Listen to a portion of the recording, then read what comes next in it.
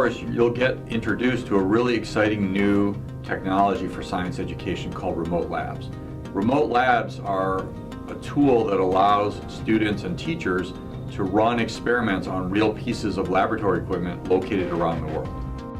My name is Kemi Jonah. I'm a professor of learning sciences and computer science at Northwestern University and the director of the Remote Labs project.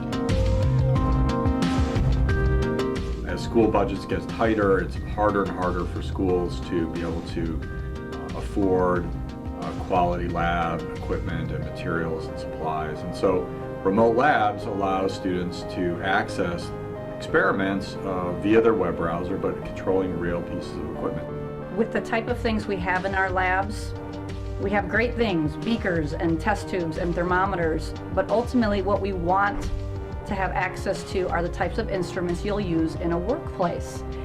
At this point in time, high schools are not going to be able to get instruments in their schools.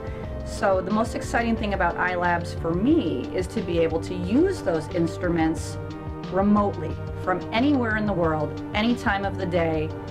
And it's exciting because students can design their own experiments, they're doing great science, they learn from their mistakes, and then they can improve their scientific design. So for me, that's something I've never been able to give my kids before, and it's a great opportunity for all high school students to be a part of it.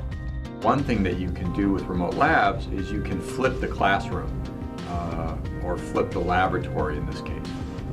Rather than doing the labs in class and being limited to 50 minutes or however long you have, you can now assign labs as homework for students to do out of class. I can teach my curriculum in the classroom. I can send my kids home and they can run the labs any time of day or night. They can come back with their data to my classroom and we can talk about it, and I can send them back home and do more labs. They can do this at 2 o'clock in the morning. They can do this after a basketball game. They have the opportunity to do experiments, to truly design experiments outside of the classroom. And I think that's an effective way to keep students' attention. We allow them to do it on their terms, and we allow them to do fascinating things that they otherwise wouldn't have had a chance to do.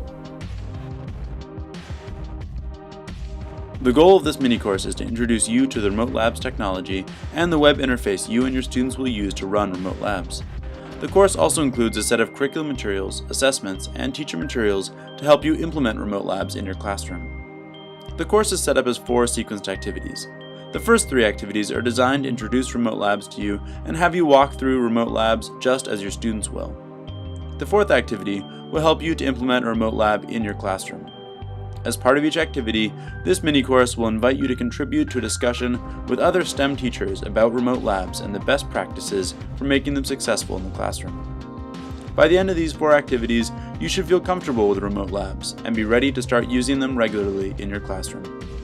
Whenever you're ready to begin, please click the button below that says Start Activity 1.